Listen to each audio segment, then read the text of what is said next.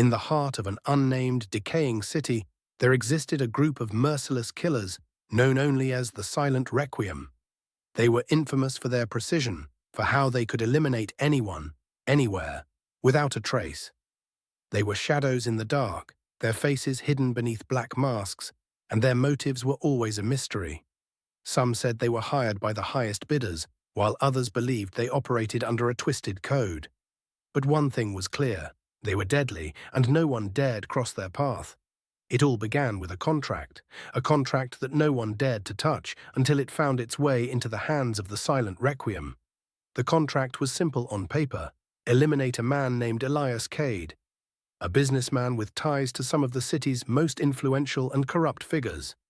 Yet, for reasons no one could explain, his death was more than just another job. It was a test. The team of killers, 5 in total, gathered in a forgotten warehouse at the outskirts of the city. The air was thick with tension as each member read the details of the job. But there was something unsettling about the mission, something that even the most experienced killers couldn't ignore.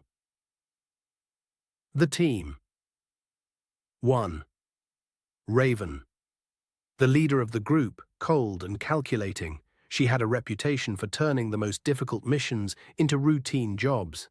Her eyes, piercing and emotionless, betrayed no hint of fear. 2. Viper, a master of poisons and stealth. He was silent, a ghost in the night.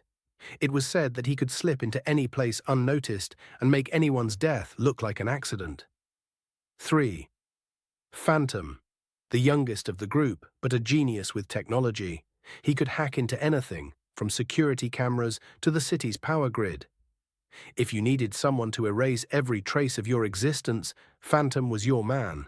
4. Blaze the Muscle. He was a giant of a man with a reputation for leaving destruction in his wake. Where words failed, his fists would speak. 5. Eclipse. The wild card. No one knew much about her past, only that she was a deadly marksman who preferred to work alone. But when the group needed her, she would appear from the shadows without a word. They had worked together for years, eliminating targets with ruthless efficiency. But Elias Cade was different.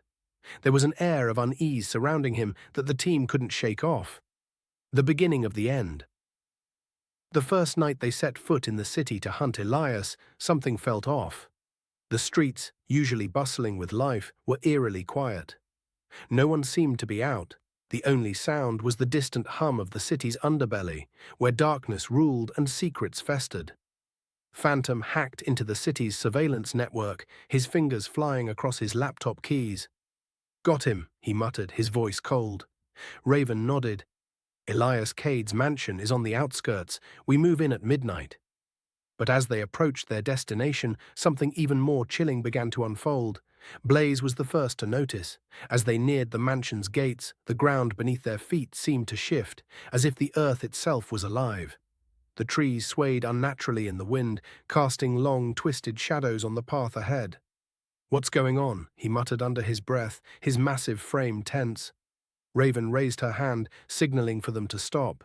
Her senses were on high alert. "Stay sharp. Something isn't right." The mansion loomed ahead, its once grand structure now decaying under years of neglect. The windows were boarded up, the doors sealed tight. Yet despite the house's apparent abandonment, there was a strange light flickering within. They entered the estate, moving silently through the overgrown garden. Viper's sharp eyes scanned the area for any signs of traps. "Nothing," he whispered, though there was an unease in his tone. Inside, the air was thick with dust, and the silence was suffocating. The mansion seemed abandoned, yet there was a lingering presence that made their skin crawl. They moved cautiously, each step measured, each corner checked. As they approached the grand staircase, Phantom froze.